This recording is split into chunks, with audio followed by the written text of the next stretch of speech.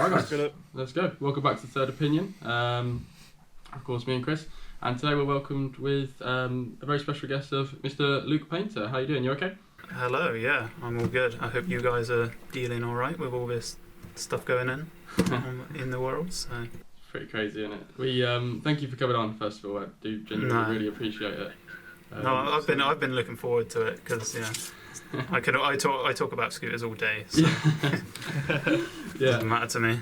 That was one of the, you said talk about everyone in lockdown and everything. It's all a bit, it's a tough situation, but it has actually sparked us to do this kind of podcast because not allowed to ride and things like that. It's something that we wanted to do for a while, probably face to face more than anything else, but dealing with the times and stuff. So if anything, it's been a bit of a blessing in disguise, really. Yeah, it's something to do, isn't it? Pass the time, because there's only so much video games and stuff you can play, and just cruising around. It's too much. 100%. How have you been riding at all? I have been a little bit, mostly just like riding, because I'm not like most other people. Like I just enjoy pushing my scooter around. Like I don't need to do any tricks or anything. Bunny hop a curb makes me happy. So Love it. Yeah, I've been like cruising about when I can. I did go to the skate park like really early in the morning because here they're quite severe on it. Because we're down in Wiltshire near Bath area. So I don't know why they're just really strict on it. So the council have been basically policing it. So really? if you're at the park, if you're down at the park, they'll just give you the evil eye and try and move you on. So basically, just went down super early in the morning because I work early anyway, so I'm used to getting up in the morning, and it's really nice. It's really quiet. So, cool. How about you guys? Have you been riding too much, or? I haven't been to a skate park at all. Haven't been to a skate park. It's been a bit. Although I can't see any. See you later, lads. Although I can't see any police or anything like that. We never had anything like that, but it's just main sort of common sense kind of thing, which I've decided not to. But like you, I did give a little cruise around our local street recently and really, really enjoyed it. I never thought of it like that. I did really enjoy just sort of riding my scooter and just sort of 100%. riding around. It was good fun. Really enjoyed it. So yeah. I built myself a couple of little ramps in the garden, trying to stay sane, trying to get a little session on. Took apart an old big shelving unit and made a flat bank out of it. So. Oh man, I miss those days. I've got to do that as well. I think to get some pallets or something and make something. That's it. It was awesome just to strip it down to its rawest form of just building something and then skating it. It was so cool. Amazing. Yeah, my cousin's done a similar thing with his little lad. He's just set up all these little ramps and rails and stuff. Literally, it's people play when they play that don't touch the lava sort of thing. It looks like something like that. You just got a series of stuff they're just trying to get over. That's jokes. With obviously we're not riding everything like that. So you started riding a long time ago. What year would it be? I guess. Man, it depends when you want to debate about it. Again, pushing around. I had a scooter 2003, 2002. I was really young. My stepsister bought me a little plastic scooter, and ever since then went nuts. But it was about 2004. I think it was just summer of 2003 they built our skate park here, and then ever since then just doing tricks before anyone was doing tricks as well. So it was one footers and no footers and stuff like that. This is what I mean. I can just go out and cruise and do those, and I'm sorted. I don't need to do all these big tricks or whatever. Yeah. So have you always from that time, from sort of the perspective of someone like us who watched you ride with mad gear and going all the tours and everything to where we are now, there was a gap in sort of what you would post from around 2015 to there's about 2 or 3 years where I didn't see anything from you. Oh right, yeah. Basically, 2015, a lot happened in my life. So I just didn't get around to doing anything really, and I got rid of my YouTube. I got rid of social media. I just needed some space, man. Just zone out, and that was the first time I'd separated the internet from myself from years. So I just left it as that, which was really refreshing, and it did help. So yeah. Absolutely. Did you stop riding as well, or did you just not post anything? See, about this is your where a riding? lot of people have said, like, they've said, "Oh, where's Luke? He's not even riding." It's like, no, I was riding. Again, it wasn't much. You know, I wasn't riding as much as I used to, like, prior to that, because I was riding literally every day. But yeah, I was riding once, twice a week, something like that. And again, it was just like cruising or whatever. I just kind of did it whenever I felt like it, really. Which really, yeah, it was just, yeah. So I kept riding. So I didn't really lose anything as such. Just because I really enjoy it. It's a nice, you know, it helps mentally a lot just being able to do something like that. I don't know if you guys feel the same. Yeah, 100%. Like, for me, if I go out on my own or with people, it doesn't matter. Like, I can do either. If someone's there, cool. If someone's not, again, cool. Like, I literally, the thing with me is that I found it with my friends, I couldn't really do anything with them, so my scooter was like a friend of mine. It sounds a bit like Toy Story-esque, but it is the same. Like, my scooter's my best friend. Like, I can just go whenever and it responds in a way. Yeah. It's interesting that, you know, you clearly had a lot going on and things like that, but the actual riding, what everyone, including, you know, me and Chris, perceived would be, well, Luke just sort of, that's it, Luke doesn't ride anymore, and then you were back all of a sudden. But that actual riding and passion for that never actually stopped and was always a thing. It was just actually, it was more social media that stopped. Yeah, basically, yeah, you've got it 100% there. Better than I said it. But yeah, basically, yeah, I just couldn't deal with the social media and everything. Like, I had a scooter page that went literally on Facebook because Instagram wasn't a thing really then. That's popped off like crazy. Yeah. It's kind of weird. Again, you discussed it with the others as well, didn't you, about Instagram and how things have changed, and it is kind of a bit meh that Instagram is taking over. And it makes us feel old, which we are getting old, you know. I don't know how long have you guys been riding? I started in 2010.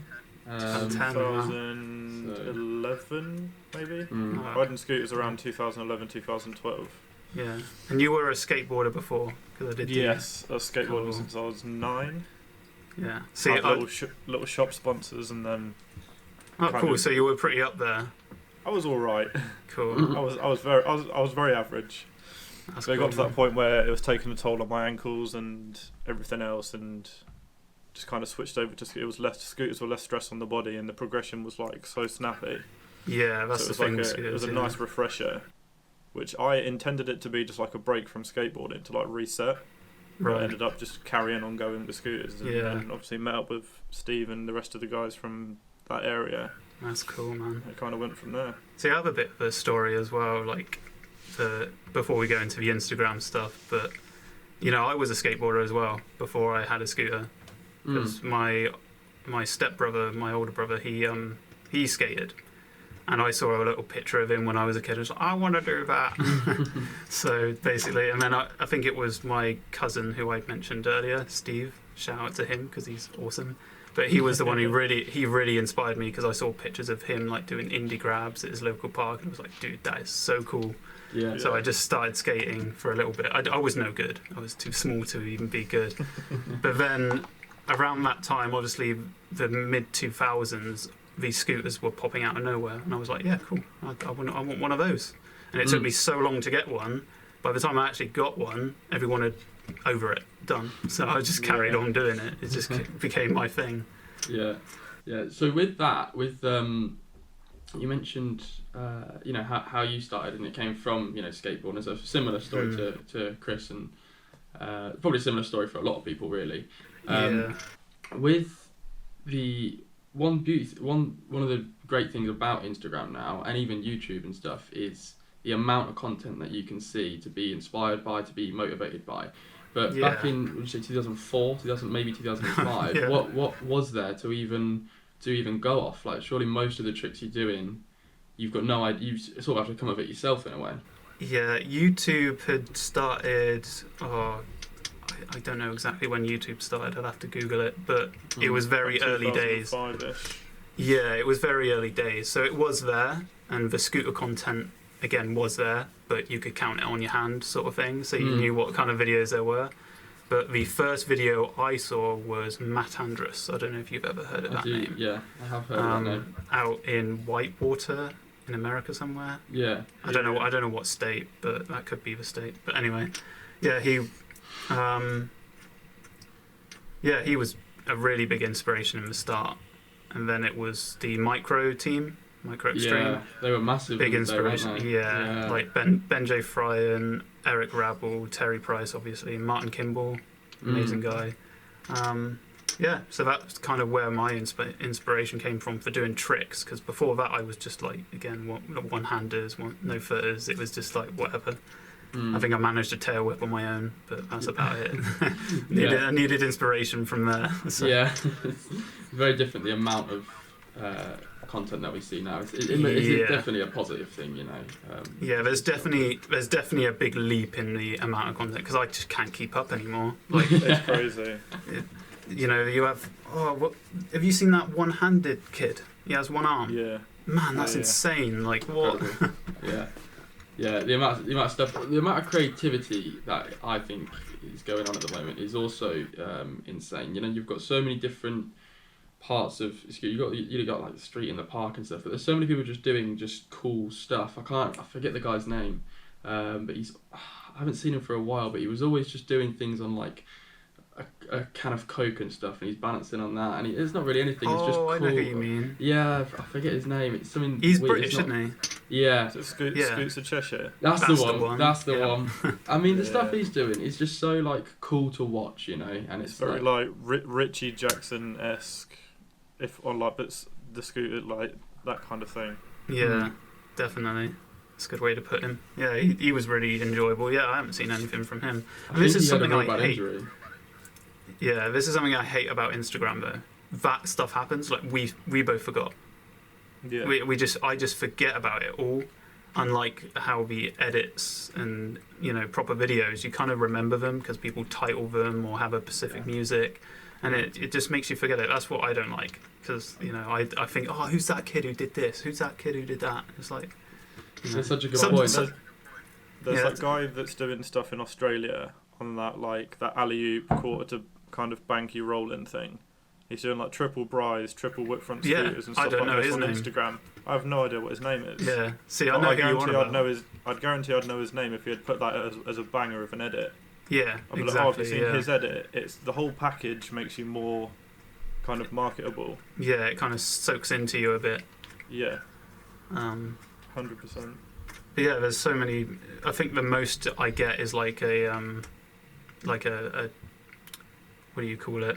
Can't think of a word, like someone's name, like their username, like Juzzy. Juzzy was never his real name, was it? It was Justin Carter. All his micro videos were Justin Carter, but now it's Juzzy, man. Yeah, that sort of thing. That's a good point. I've never thought of it that way, but it's so true. I don't remember anyone's names anymore. Yeah, I don't either. Or like specifically what they did. I just remember going, there was something cool. Like yeah, that's true.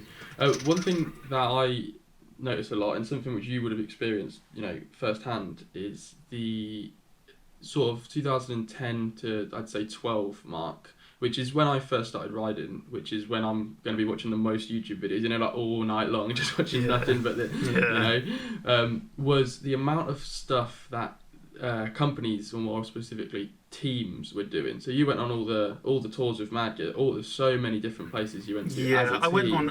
Yeah, I went on a good few of the tours of Mad Gear. Obviously, I ended up having a demise with them, but that's all right. Yeah. But yeah, I being in that time was kind of epic. The fact that that time had it went from nothing to something.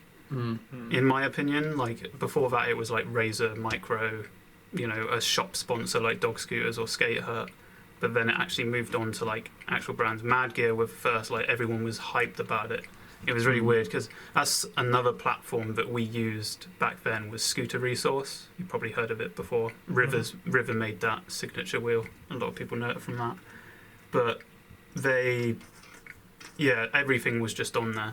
So if there were sponsors coming up, Mad Gear was rumoured, everything was kind of leaked. It was kind of funny in a way. Yeah. You found out about stuff. Now everything's under NDAs, no one can disclose anything. Back then it wasn't. Yeah. Like you'd hear about the new Mad Gear Nitro on Scooter Resource, and we were like, dude, we found out before even Mad Gear told us. Like, what? It was really weird. Yeah, that's cool. That's such a cool, like, it is strange because I've never been, that's a little bit before me, but I've heard it all the time. There's like specific websites that would just spew out as much just stuff as they can, and then it would just come out as, things like that. It's such a strange but cool thing. There were some other forums, I can't remember the names of them now, but yeah, Scooter Resource was the main one. Like, there was, me and my friend were talking about it the other day, they used to do a picture of the week. So every week they would do a picture, and back then, obviously, cameras weren't so much of a thing. So if you had a decent camera, you were most likely going to get a nice picture on the homepage of the forum, which was awesome. It's a simpler time, that, isn't it? Yeah, and this, you think of Shelby Grimes. I don't know if you've heard of her. I do, the Vault, but she got her name from Scooter Resource. Every other week she had a photo on there. That was all mostly her, and there was Aaron Branson and Phil Leggett as well. Like, dude, they were killing it on the photograph game. And again, Instagram has that big community, which I like, but it's nothing like back on Scooter Resource, because even then we had like a UK section. And really? I can't remember. There was a funny quote about the Queen on there as well, like have a Queen in castles and stuff. But all the UK guys were in there, like Graham Kimball, Rob Foreman, Ben Grantham, Joe McDonald. So many people were in there, and it was awesome. So with that, there's a lot of people from sort of that kind of 2010 to 12. Like I said, I put you were very much a part of that whole sort of huge sort of come up. From there, you got all these riders. There doesn't seem, maybe I'm wrong on this, but maybe it's just because of the sort of lens that I look through at the moment. But there doesn't seem to be many people left that are still riding, like yourself, like Terry Price and all that. Again, I think some of them have kind of gone off and dealing with other life things, very much like I did. But yeah, a few of them are still around. They're just like undercover sort of thing. I meet up with Ben Grantham every once in a while still. It was only a few years ago we first did it, because he was up in Wolverhampton where he lives, and I said, are you down? Come for a session. And we just started riding again last year. Summer of last year. Met up with Terry Price, Perry Grant, Gizmo, Graham. I mean, we didn't ride that much. I rode with Perry quite a bit because they were doing the crew tapes at the time. Yeah. So we rode there, but it was just cool to meet up with them really and just have a good old chat. I know Terry still rides. Obviously, he doesn't post much, but he does actually ride quite a bit. Yeah, Terry Price is still doing a lot of stuff sort of in the scooter community as well. He's involved in a lot of things as well. He usually judges all the comps these days as well. Yeah, he's doing all the work behind the ISA and stuff like that. And even Martin Kimball, he was part of the ISA for the longest time. Oh, really? Unfortunately, I think he's parted ways now. But it was awesome to hear that he was still part of the scooter scene ever since the very beginning, especially in the UK anyway. Sure. Yeah. Do you miss sort of that kind of era? I do and I don't, because there was a lot of frustrations back then, especially with how the direction of stuff was going. It was kind of one of the things that kind of parted ways with me and Mad Gear, is that I had my own direction that I wanted to go, but unfortunately it was still going in the other direction. So what that was I wanted the more mature side of riding, which was awesome because with Mad Gear, sorry, my voice is really croaky. I'm fasting. I can't drink anything. I'm doing the Ramadan sort of thing. Wow. Oh, okay. But anyway, I wanted that maturer side, which Mad Gear did for me. So I was riding with Terry, all those guys. They were my age group, and it was awesome. But I wanted more of that, so I wanted to kind of advertise for that. And obviously Mad Gear, being the big corporate company it is, it wanted to aim towards kids. That's where the money is. It's understandable. Yeah.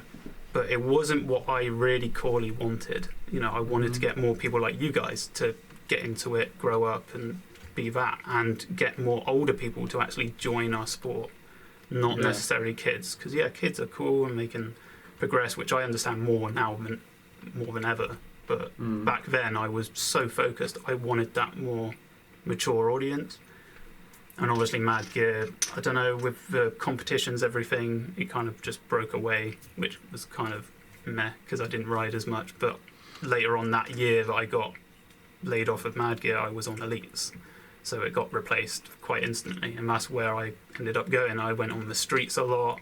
It was where all the mature riders were. I was happy. Yeah. So, but yeah, no, there was that divide I find with that era, was I wanted to do that and not everyone else wanted to. Yeah. It's funny you say that, because I had the exact same battle the whole time I worked at Maui and Sons. Yeah. I wanted that's why I built a team of friends and people that are going to go to events and have fun and kind of show off that it's not a corporate, we're not here because we have to be, we're here because we're here together and we want to have fun. And that's right, yeah, that's another element rather than they were like, oh, you've got to do this, let's get one of the competition riders and let's pay him a stupid amount and you can just flow the other guys. And it's because they want to have that kind of front runner and standout guy that the kids can relate to and then buy what he's riding. And it's a constant battle that I eventually lost as well. Yeah, no, I understand it. I guess we feel it more than anyone else. But yeah, I went on to Blazer scooters after with the Elites, and I was on TSI very briefly. Blazer did help, which is awesome. They said sign up, then you'll have this amount of money and payment. So it was the first real time I was paid something decent. Which was awesome. Before with Mad Gear, we got something, but it wasn't groundbreaking, but it was something. I mean, I was 16 at the time. Well, not 16, about 17, 18. And, it was something, it was awesome. But yeah, Blazer really did kick it off for me. And then obviously 2015, I dropped it all, so. Yeah. I remember there was the promotional video you did for Chris. I think it was pretty much right after Mad Gear. And everyone was like, Luke Painter's left Mad Gear to ride for Chris. And there was this kind of like, it was just flowing. You go to every skate park, people are like, do you see Luke Painter left Mad Gear for Chris and stuff like that? Really? And I thought it was really funny. And because that was like the first video, the first thing I ever heard of Chris was your promotional video, because that's when it first, I think that, was it the first video for them, or it must have been close to it, Yeah, I think the Australians had released some stuff, but yeah, in the UK, I'll explain it in a minute. Did you want to add anything? Or? No, but I would love to hear about that. All I was going to say is that's the first I'd heard of it, and it was there was a rumor going around that you'd left Mad Gear, made Crisp, and was promoting your own company. Yeah. That's crazy. No, for the record, I did not invent Crisp. I am not of that talent or whatever. But no, basically what happened was Dog Scooters, they had made a distribution company called Shred, and they were going to be the first people to distribute Crisp to the UK, basically. And then I had left Mad Gear and I moved ships. I even moved down to Exeter and started working with Dog Scooters. And that was one of the things that we needed to do. We needed to promote the brand, and we didn't have any kind of startup budget or anything, from what I understand. I wasn't told that we didn't have a budget or anything. There could have been, but yeah, we just had to start from nothing. So me and Johnny just went out and started filming on the new scooter, because we had a few as samples and whatever, and then it all went from there. So yeah, that's how that happened. But it wasn't really a directly sponsorship. In a way it was, but I didn't like to associate myself with that brand just because of what it was and what it was for. Again, I wanted that more mature audience. Yeah. So, that kind of reinforces my point of that, is that I really didn't want to really associate myself with it as much as I was promoting it firsthand. Well, with that, to be fair, I mean, that video came out and it did sort of kind of blow up a little bit. But from there, I remember it being pretty one and done. I mean, no one, once that was, I don't remember it being like a, Chris Scooters associate that with Luke Paint. It did, but not for long, because you didn't make multiple videos. That was just kind of, it was very much a one and done video, and it did come across like that after a period of time, did fairly. Yeah. Well, that's good to know. But yeah, basically, I think we made 2 videos. Me and Johnny did the second one together, and we went out to the States. That was when also Ryan McEnora, I made him that grit edit, which was amazing. Oh yeah, he's such a talented rider. Yeah, amazing. I remember when he was like one of very few, first people doing like the 540 flares and stuff like that. Yeah, that was especially gnarly. in the UK. It's crazy. Just going to the States and seeing him absolutely shred it, like all the parks and stuff. I was just blown away because, yeah, I'd seen Terry in some others, but nothing like Ryan. I think he may even still be riding. I know he hasn't posted much, but I'm sure he is. Just that mental side. I know that he would still have that correlation to go out and just, mob about a bit. Yeah, For sure. absolutely. With that, what would be, you went to the States, you went to so many places. With all the tours that you went on, all the events you've been to, what would you say was your, I would say your favourite one, maybe favourite memory, if that's a different thing at all. Favourite memory. Oh man, there's so many good memories that I can share. So many. But no, I would, if we're choosing favourite trip, it would have to be anything to do with elites, because they were.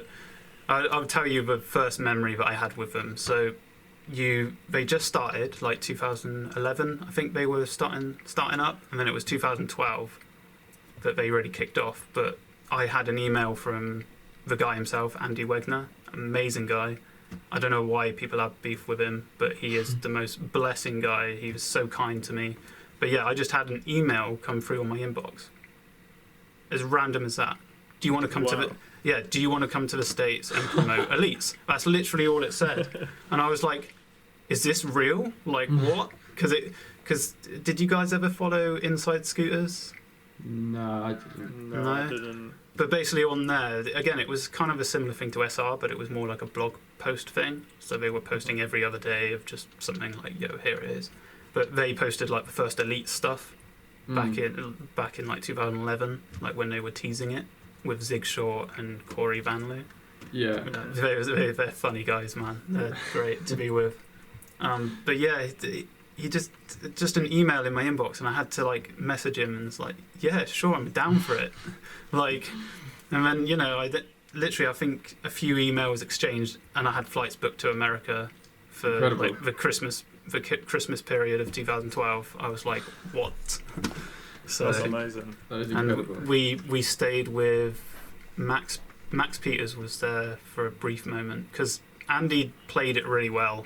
So he would ship out like 2 or 3 people, have them for 10 days, and then just before they left, he'd bring out another 2 or 3 people, and they'd all stay in the Elite's house, as they called it. So Zig Short and Corey Vanloo lived in the Elite's house. And all these cool riders were just turning up all the time. Like, so you imagine how they felt. Like they had all these the best riders in the world just turning up. Awesome. That's awesome. That is but so yeah, cool. and Andy played it really cool with that, and it was the same with all the trips as well. So he'd just be like, "Yeah, do you want to come to Barcelona for a trip?" It's like, to do what? To ride. Like that's it. And then sometimes he'd even meet up with us. So the Paris Jam of 2013, he was chilling out with everyone there. He was drinking, he was everything. Like, dude, that man's a legend. I love him. I don't know about anyone else, but yeah, I haven't got any beef with him. Yeah, it does sound like it was such a time where things like that were happening all the time. Due to specific people managing to push it, but you were very much involved in that kind of era. Yeah, and I mean that was why I say it was the best is because of that mature audience it was. The riders were older, if not the same. Maybe some were a bit younger, but man, it was just awesome. The organisation of everything, and yeah, just a really awesome time. Such a cool thing. With that then, from 2017, you started sort of. I remember you sort of subscribed to your YouTube channel from 2000 and whenever, Yeah, I think the first video I made was 2016. I just said I'm alive. Yeah, that's just, I remember and it. then Scooter Brad posted it, and it all kicked off for whatever reason. So But that's just not really what you were looking for either. no, I wasn't expecting that when he posted, because I think someone had told me, like, "Oh, you're on Scooter Brad," and I was like, "What? Since when?" But yeah, no, that kicked it off, and then yeah, I've had a few people follow me ever since, which some of them have been followers since the beginning, which is really awesome. So. Yeah. But no, that's cool. Yeah, 2017, I was posting more. I was getting more into it, hooking up with some more people. Because again, I just needed that space. So I just kind of, I knew everyone was there, but I was just kind of keeping it under the cover, sort of thing. It was incredible because I watched a lot of videos from 2010 to 12 ish kind of area. To then I was scrolling through YouTube just completely innocently, just looking for whatever videos there was, and I saw that, and I just thought, hang on, I recognised the half pipe in the thumbnail because I'd seen so many videos of that half pipe, and it took me a couple of seconds to actually piece together what I was looking at. But then when I saw it, I was like, that's such a cool, it was such a cool thing to see again. I think a lot of people are happy to see you back riding and stuff. Yeah, that's cool to know. But yeah, that mini ramp, man, it's gone now. They've refurbed the whole park. But we are getting another mini ramp because they redesigned the park. They were meant to put that mini ramp as part of it, but it never got done because there's like a fence border, and they were we can't put it in because there's not enough space, whatever. So, but no, they've actually got the planning permission now, and hopefully that'll be done in the next year or so. And then we'll have the mini ramp back, but it'll be all concrete. But yeah, man, I miss that mini ramp. Those ramps, if you're used to them, they're so cool. Everyone else hates them; they're dreadful, apparently. But I love them. Yeah, I think that's the same with. I think Chris, you'd agree with this. That all local parks, if it's your local parks where you grew up, that part. It doesn't matter what anyone says. It doesn't matter how sketchy that ramp is. It's what you grew up on. It's what if you learnt to drop in that ramp, it'll be the smoothest ramp ever because that's how you learnt it, Yeah, I can go back to the point of how I started as well. So at the skate park, obviously there wasn't many scooter riders around, clearly. So I was growing up with all the skateboarders who actually founded the money for our skate park. So every time I was well into the skate scene anyway, so when I saw those skaters, I was filming, making edits of them and everything. So, skateboarders and everyone around the skate park just generally helped me progress. I didn't need scooter riders to necessarily progress, or progress is a weird word for me, but just to enjoy riding or whatever, move forward. But yeah, I really do pay my respects to those people. Tom Macy, Brum we call him, but Brendan Watley, or what's his surname's a bit weird, but anyway, yeah, all those guys, amazing guys. I respect them a lot because they kind of founded what started my career as such. They were all packing bags in Summerfield, to get money and stuff. It's kind of weird, and that is strange. And something even stranger now is that there were no scooter riders then. But now it's the polar opposite. There's no skaters, but there's tons of scooter riders, which every time I go down the park and I see little kids on scooters, I'm like, what's happened? It's completely changed. Yeah, it is strange, especially because when scooters was first coming up, most people take up an action sport when they're a kid. I mean, people do take it up when they're older, but the majority is going to be about 10 to 14, same as us. When I took it up, I was I think 10 or 11, something like that. Took up a scooter. There was loads of kids around me also taking up a scooter, but anyone who was older than us were on skates, rollerblades, were the main thing in our area in that time. And there was a lot of adults, and it always seemed strange to be looking at an adult not on a scooter. I'm like, well, where are all the adult scooter riders? Exactly, It's because there was 10 years ago, but now I look back, it's 10 years since then. And I'm the adult. No, totally. And that's what I happened. remember there was that weird period where, in certain areas, it was almost like an unwritten rule: if you weren't sponsored by 18, you stop riding scooters and get a real job. You just see that so often. 18-year-olds, I'm too old for this now. I haven't got a sponsor. I'm just going to go work at Tesco. Yeah, definitely. There was that weird period where that seemed to happen quite a lot. I think we're way past that. That kind of that. We're way past that era of like, you're too old to ride a scooter, you're this and that. Because there's people in their 30s, like late 20s, all riding. So. Yeah, I have to say, like, even at the skate parks, even say 5 years ago, people were like, "Oh, why are you still riding a scooter? Get a real thing, get a skateboard or a bike." But people who say that, I just find them so hypocritical, because skateboards, what did they start out as? Toys. Yeah. Same as scooters. Bikes, obviously bikes are bikes, people get to work on them or whatever. So, that same with scooters. Yeah, same with scooters. They were forms of transport in Japan. Like, people were folding them up for business meetings and stuff. People still do. I can remember when I worked in a town close to me. Every day on the bus, he'd be on his little, like, the Razor A Lux or something with big wheels.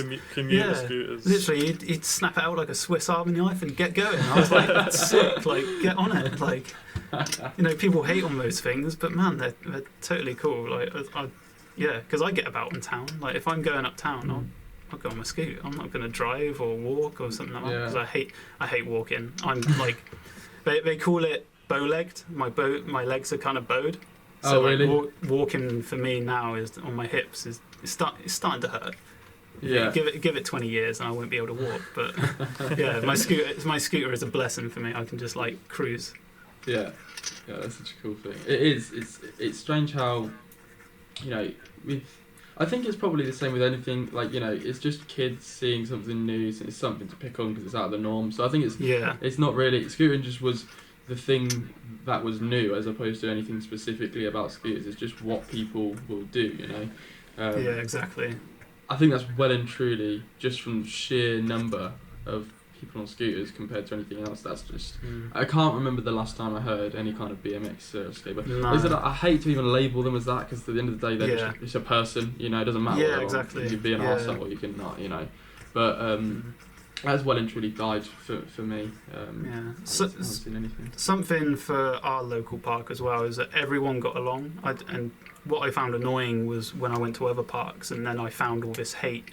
And it was vile. Like, as a kid, I went to like Bath skate park and I would be hated on, and I'm like, why is this? Everyone loves me back at Melksham. Like, what's going on? But no, I do find that a lot of places have that kind of, back then anyway, was that divide. Like, oh, you're a BMXer, you're a this, you're a that, and coming from skateboarding, I was very much settled on both. So I skate and I'd scoot. I wasn't settled on just the scooter as much as that was my priority in my life. But skateboarding was kind of second as such. Yeah. I didn't say like I'm gonna quit scooters and ride a skateboard, or I'm gonna ride a. It's kind of weird. I don't know why people put that mentality in. Like, quit this for this. It's like, do both. Like, you like them both, so do them both. I mean, Chris has been doing that for years, so. There was a time on my Instagram where it was like, do you still ride anymore? What about Maui and Sons? Why are you not riding your scooter? Because I was supposed to do nothing but skate clips. Yeah.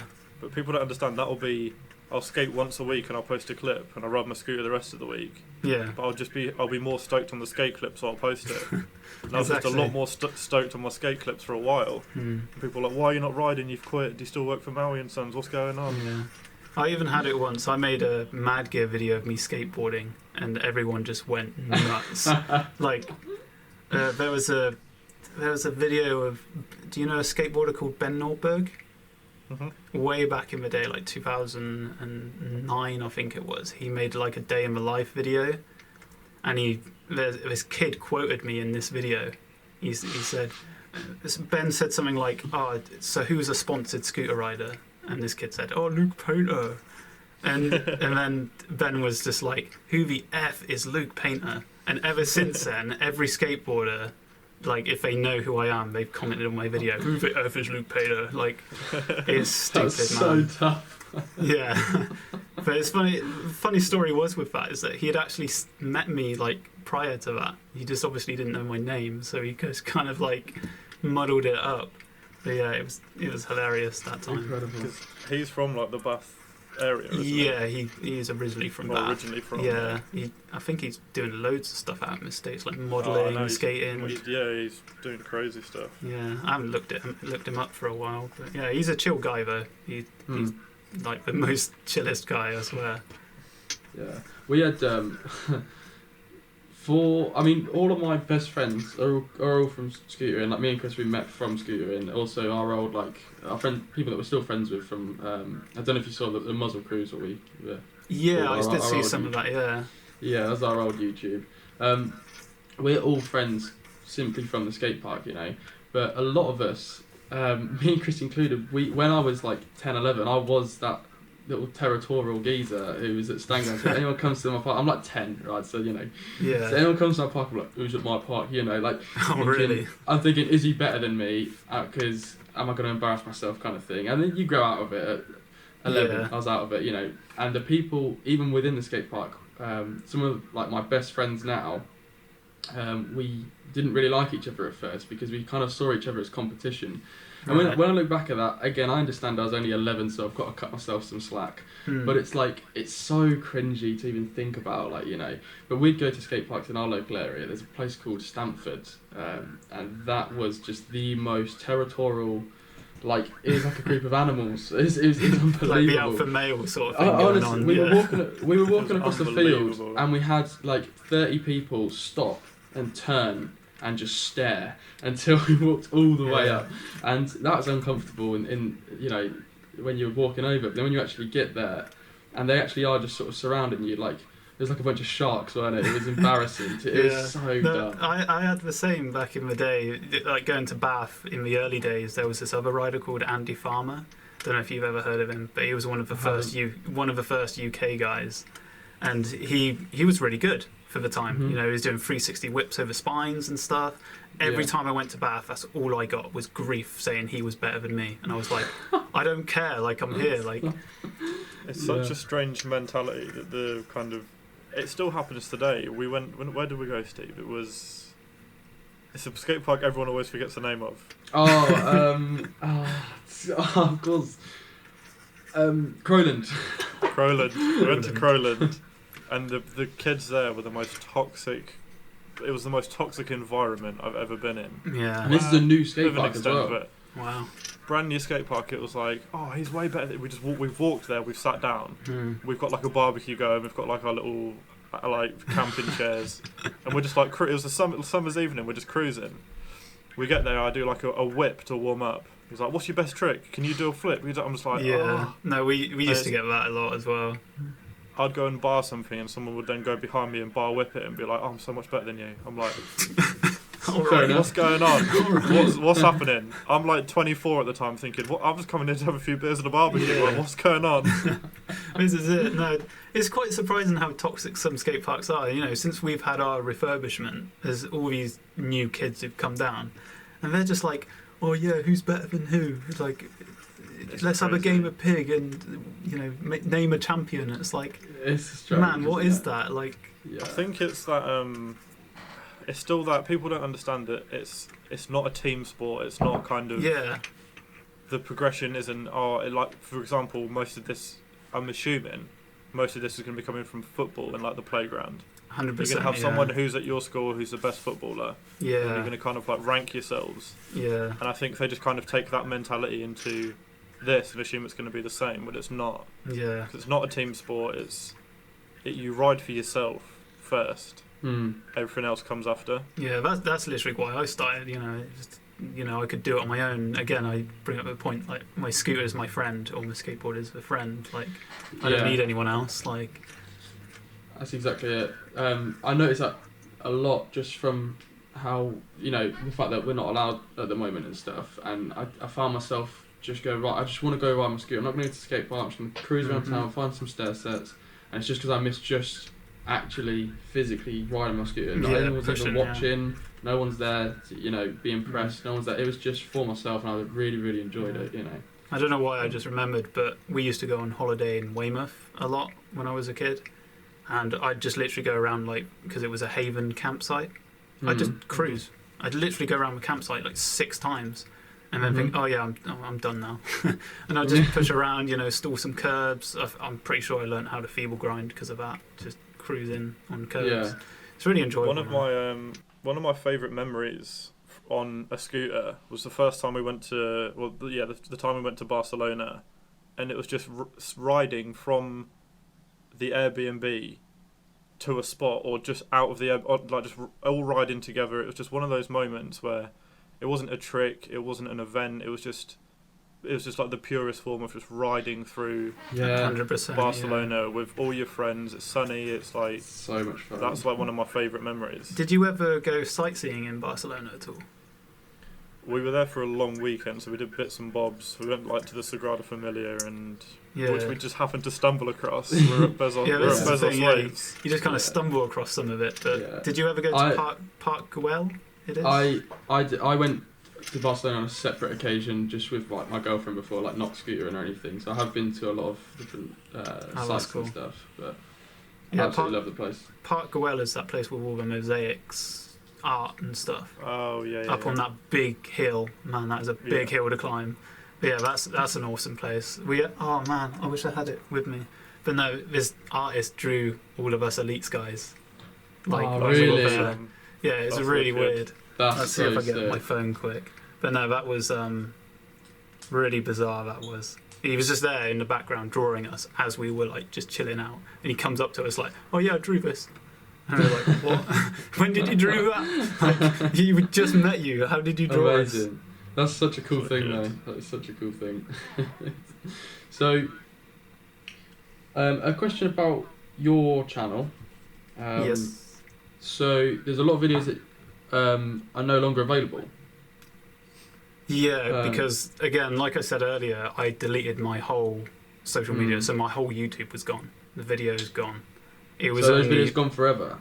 Yeah, pretty much. I've got a few that people have kept that I managed to get hold of, but there's not many, which is kind of sad. But you know, at the time, I really needed just the space and everything. That was the last thing I was thinking of, so it was gone. But clearly, you're in a different situation at that time than you weren't thinking of. What might happen there? Yeah. So there was the reason I asked. There was an edit which I remember seeing. You made a lot of edits, but one of them was, obviously probably a predictable one, is the differences are great improvements. That's that one, yeah. That's a hell of an edit. Those are still up actually. That's on the Mad still up. channel. I think they're about somewhere. It was on the Dog Scooters channel when I saw it the other day. That's right, yeah. But another one was from you, simply Best of Luke Painter. Oh yeah, I love that one too. That was a hell of an edit. Like, I remember watching that, and that was an edit I watched when I was like 10, 11, Sorry, there's a drill next door. Man, I wonder what that was then. Did you hear that? I did, yeah. Man, this guy's been drilling all the time. I don't know what he's doing. You look very concerned as well. Yeah, no. There it goes again. Man, that's going to be an annoyance, isn't it? I'll mute when you speak. Right. No worries. To everyone, we're sorry about that. I wanted to know if Best of Luke Painter would ever come back, but it doesn't sound like it is, which is really sad. But I understand, though. Unfortunately not. But it was like a big compilation of all my footage. So it was stuff from way back. One clip I really remember is the pole swing. When I was a kid, like I used to always love doing that because I think it was a rider, Jesse Macaluso. I'm probably butchering that, but yeah, he's a sick rider back then. He was doing like backflip double whips over spines in the early days. But yeah, he did this pole swing, but he did it like twice or three times in a row. And I just that's one clip that stood out for me. But yeah, that was all like my best footage. So I had like 360 quad whip, 360 quad whip. And loads of other cool tricks that I did. So it was such an incredible, for me anyway. It was such an incredible edit to watch because it did show such a long period of time. Clearly, it wasn't filmed to make a specific edit like the differences, great improvements. It was just a sort of chuck a bunch of clips that you had together. But I think that's what made that edit for me just so enjoyable to watch. I watched it so many times, like when I first started riding. So it just gave so much inspiration from such a time. Such a long time frame to build up, but it's no longer there. So I'm sad that it's gone. But anyway, here's that picture. It's really, you probably can't see it that well. Just got a lot of focus. Oh yeah, I can see it. What's the? That's mad. That's awesome. Yeah, I can't. I don't know if the guy's there. Gino Gint. I don't know. Really weird name. It's like an Italian guy he was. I'll show it on my other camera there so you can get a good shot of it. But I can send it to you. You can put it up on the screen. Yeah, I can pop it up. Yeah, but no, that was a really cool. He just drew it on paper, and I've kept it ever since. But that's me, awesome. Marco Sabo. Marco's really OG as well. He's been riding so long, since the micro days. Ruben Rodriguez, the guy on Proto, not the AO1. There's two. Johan, what's Kaja? I'm probably pronouncing that wrong. And then there was Iñaki and Dan, the filmers. And I can't remember that other guy's name. But anyway, yeah, they were all cool. And it was a really cool trip. And again, Andy paid for everything, sent us out, just said, yeah, film and edit, go nuts. I think the Elites Icon 2s were coming out at that point, or the first ones. The moon boots, as everyone called them. I don't know if you ever had Elites or whatever. Our friend Connor Adamson had a pair, and he wore them to the ground, like, you know. Yeah. But I remember I was very close to getting them. Do you remember the Mad Gear high tops? Oh as man, well? they were awful. They were. That was Jesus. Yeah. Jesus Christ. I felt so bad wearing those and promoting those because they were pretty bad. Like. Yeah, I remember Mad Gear have done a lot of. Of course, it's one of the most successful brands, and they've changed so much and come up with so many new things. But along the way, they've had so many, in my opinion, stinkers. For example, that, but also like mine and Chris's favourite one is the squid grips. I mean, what on earth were they? And shock tape is a close second. I forgot about the shock tape. And I remember the whole promotion of like, it wasn't just this shock tape. It was the sell on that went with it. Yeah, the claims that it made. It's revolutionary. I jumped off a building and my feet were fine. Yeah. Like, mountain bikes have suspension, BMX has inflatable tyres, now we've got shock tape. Brilliant. I'm sure on paper that seemed like a great idea. I bet it did. Yeah. I bet it did. I don't think it was ever going to work. The thing is, if you ever saw the kids on them and the grip tape, it just wore out so quickly. It was quickly. a mess. Like, they were terrible. I Same never with rode the it, squid thankfully, but. No, I never. I took mine off straight away. Yeah, I did have Coming squid from a grips, skateboard background, I was like, this is not going to work. I'm just putting normal grip tape over the top. That's not happening. Yeah, I did have squid grips though, and they last about a week and a half before they were just destroyed. I mean, and the thing is, they're really stretchy and rubbery. Aren't they? Yeah. It's a good name, to be fair. Squid Grip is actually a very good name for what they like. So fair play to them for that one. At least one claim back then actually worked. Yeah, true. My camera's going to die shortly, so we're going to have to wrap this up fairly shortly. Cool. Although I would love to do this maybe again at some point when I can charge the batteries soon, because this has been really good. I do want to ask a question though, which I've asked on every single podcast. For you, Luke, you probably know what I'm going to ask you. Who is the GOAT? The GOAT. I have been thinking about this because I have seen the other podcast and I was thinking about it. I've been thinking, first of all, I was like, okay, Ryan Williams, it's without doubt, that's number one. But if you ever, well, I guess everyone's seen it, Christmas CDs and stuff, it's like the greatest of all time. That's how I've kind of thought about it. You can't really necessarily pinpoint it to one individual. True. Of course. So I've been thinking about like loads, and I even made a list. I've got it here. I love that. Yeah, made a little list of names. I love that. So, I mean, in no particular order. Obviously, I put Ryan at the top, but that's just because that's what everyone was talking about. Matt McKean, when was it Sam? His name? Yeah, Sam. Yeah. Again, that's one of the Instagram names. I just know him from Toe Biscuits Supreme. Toe Biscuits Supreme. Yeah. It was just like, but yeah, his point was very true. You know, Matt McKean did pioneer street, and that's. However, there are some other like street names that basically formed that, but Matt McKean was kind of the first one that I think. Again, this is all opinionative, isn't it? So, but I just thought that Matt McKean made that style. You know, he was very, because again on SR, they did like a video of the month and stuff, and he would always win street edits. Like he was just king. It didn't matter if it was a year old. Everyone was like Matt McKean. Like it doesn't matter. That's exactly how Sam put it. Matt McKean. Yeah. That's it. That's all you say. We got Dan Barrett on the list. Dan Barrett's a great shout. Yeah, because again he's been riding since the beginning, and most of these riders that I've named, they've been riding since very like near the start. Not only have they pioneered, they've continued pioneering it. Dan Barrett has that technical kind of style and everything. Cody Donovan, one of my favourite riders, amazing park. Didn't think of that. Yeah, he's done so much. It's unbelievable. Again, his street riding was on point. He was doing 270 lips before anyone, like down handrails as well. And his MGP edit back in the day was one of the most viewed ones as well in terms of getting people to it. That was such a cool edit. Yeah, exactly. And all the stuff he's still doing with District. I know it's not much, but he's still doing bits here and there. Still about. Did they release a District signature with Cody on it? They must. I can't remember.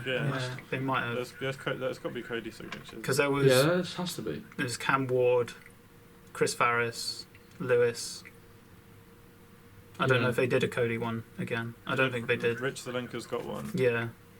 You'd think so. You'd assume so. Yeah. Anyway, so. we got Terry Price on the list.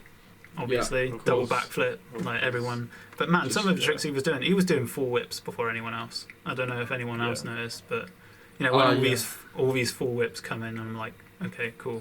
Things like cliffhangers, heel clickers. Exactly, the cliffhangers. Things. Yeah.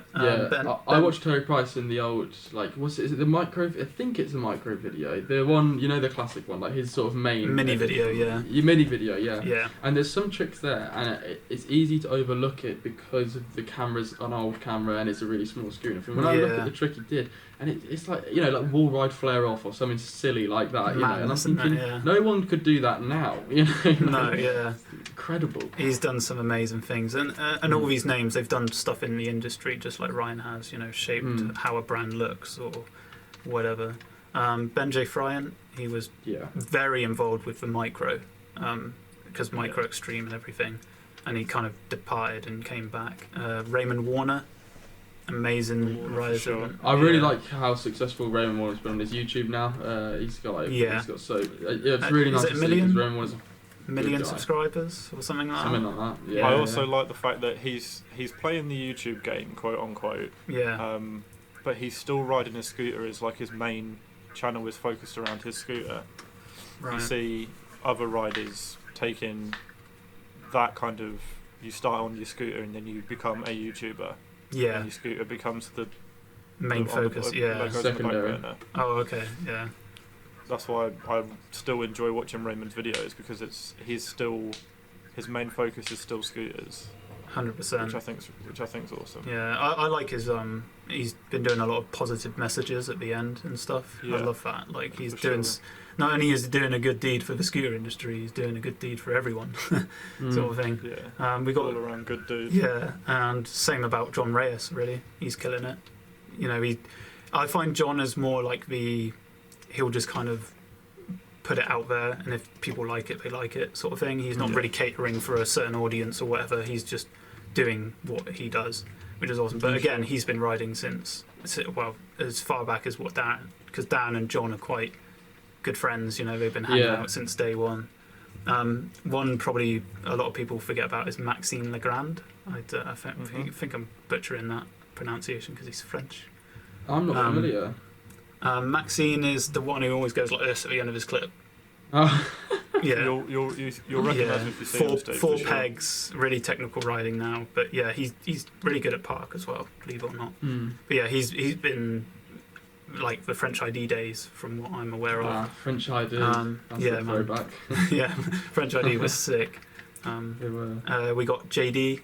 I'm not even going to try and pronounce his name, but again, similar story to Maxine. Like just since the French ID days, he's just been killing it. But man, that ice pick front scoop that he did in the Coalition a few years back. Nuts. I love that. Insane. How Mary Prininen, I think that's how you pronounce it. Amazing. Yeah. Like, dude, seeing him in the Razor magazine doing the board slide. But again, he basically helped Razor with a lot of stuff in Europe, from what I believe. I could be wrong. But yeah, he did quite a few big things. District, obviously, he's been hanging around with them for ages. Dakota, again, you brought up, like, he's done so much. Chamer from Proto. Yeah. Chamer, I don't know his second name. Oh yeah, no, I do know who you mean. He's got the weird fender thing. But yeah, he's been right. It's really weird. I think there's a video of his like scootering story, but he was riding way before like a lot of people, but no one knew him because he was in Mexico and he didn't have anything to like post with, so he was just killing it. There's a video of him jumping off a building. It's absolutely nuts. Love that. Juzzy, I put a question mark just because like in the early days when he was riding with Micro, not many people actually knew him. Although he was really, really good, like no one really paid attention to him for whatever reason. Even I didn't. I'll admit. I think Juzzy is on the way to becoming great. He's definitely up there now. He's up there, and I think he's on his way to becoming one of the greatest of all time, I'd say. Yeah, he's one of those riders that's bridging the gap between scooters and skateboarders. 100%. I see a lot of skateboarding kind of pages on Instagram and stuff sharing some of the stuff that he's doing on rails. Yeah. So he's definitely up there for like contenders of like future goats and whatnot. Right. Yeah, definitely. I've got a few more names. I've got so many. And you said you wanted to wrap it up, so I'll just do 5 more, maybe. Go for it. Logan Fuller and Brian Noyes, all those guys, they're just absolutely killing it. They've, especially, again, they haven't really gone outside the scooter industry as such, but they've done so much in the scooter industry. Their riding is so good. Brian Noyes' latest part, Blue Mike, just is silly. It was nuts. Yeah. It was so crazy. Yeah, that bail as well, man. Mate, bro. like a 6-foot drop, bounce, like 7-foot drop. Like, no, thank you. That guy's a slammer, though, isn't he? Yeah. He's such a full send guy. Like, it's just... I've heard stories, like, apparently they don't eat much either. They just, like literally, they're just skeletons. They don't have anything to them. I can't remember what Brian did. I think he broke his hip or something similar. Like he did something really nuts. Jordan Clark, he's been killing it. Jordan Clark's like the new generation of like amazing riders. Definitely on the way. He's same as I think Juzzy. He'll be on his way. He'll be looked back as one of the greatest. Yeah. We have Josh Toy and Sean Cardwell from like the Vault. Josh Toy goes again very way back. He's been riding since Razor began. Like he's done so much for Razor. I swear, if he wasn't at Razor doing what he did, along with Ali Kamani, he was the filmer guy. Man, he's done so much. I wanted to say Josh Toy before. It's just he because he probably has, but no one's really heard of him in the last sort of however many years. It was easy for me to push back the name, but 100% what a guy. Yeah, again, he's one of those guys. He's riding. He's just not posting whatever. He's got his own family and stuff. I swear, he was like one of the first scooter riders to have a family. It was on Inside Scooters. Like it came up as a blog post, and everyone was like, "Dude, there's a dad in the industry." What? I remember there was that weird stage like, "Oh my god, this scooter rider has tattoos. That's crazy." It's like little things like that makes it so much better. I'll just quickly mention these. So we have Brandon Kilbury, Casey Corning, Hep Gregg, Dante Hutchison, Charles Patel, Flavio, Rich Zelinka, Chris Varys, Jamie Hull, Max Peters, he's a really good one. Max Peters is top 5 for me. Matt Ogle, I don't know if you've heard of him. Really cool, kind of street-orientated creative rider way back. And Addison McNaughton, can't forget him. He's the guy like doing all the Hella Grip stuff. Oh yeah. Okay. I love that. Yeah, I love that. So, he's always been like that though, Addy. Like because he had something called the Overshow before, which again, it was one of my favourite things. It was orientated towards that mature audience, and it was just mental. And now Hella Grip, which is just like so cool. Yeah, that is. And that's a hell of a list you got there. And, I could have kept going. They're good people. They really were. Yeah. They really were. I like that a lot. Josh Toy for me is such a big one. 100%. You're right. There was just so much that happened from Josh Toy. It's as much as more power to him if he's doing his thing. It'd be so nice to see these riders, which are very much just doing their own thing. It'd be so nice to see them come back and make something again for people to watch. But fair play, that's such an awesome thing. Yeah, I love it. But yeah, that's my answer to the long version, the very long version. Sorry about that. It's quite long. Yeah, I love that. That was really cool. That was really cool. We are going to have to wrap it here because my camera is on its last legs, unfortunately. That's all right. I've really enjoyed this, Luke. Thank you so much for coming on. My pleasure. Yeah, I've enjoyed it because I can talk for hours about scooters, man. Well, we could do 7 of these if you want to. I mean, we'll happily do it again in the near future. Yeah, we'll give people a bit of time to soak that in a bit, because I think there's quite a bit in that people will be entertained with. Yeah, true.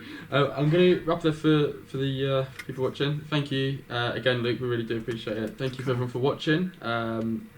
Luke, just before we go, it's going to have to be quick because called by me. Who should we have on next, or who should we at least attempt to have on next? I did try and think of this. I couldn't really think of it. The only person I found was Eden. I don't know how to pronounce it. I think we'll be able to get Eden on as well. Just because he's kind of easy, accessible sort of thing. And I don't know. I don't think a lot of people really know much about him and what he thinks about the industry or whatever. And I'm really intrigued how his mind thinks of the industry as well. So. We're friends of Eden's. We should be able to get him on. And he's an interesting guy. He'll be fun. Yeah, very interesting. So, I think that'll be good to get him on. So yeah, cool. All right, cheers for watching, guys. Make sure you subscribe, and we'll see you later. In a bit.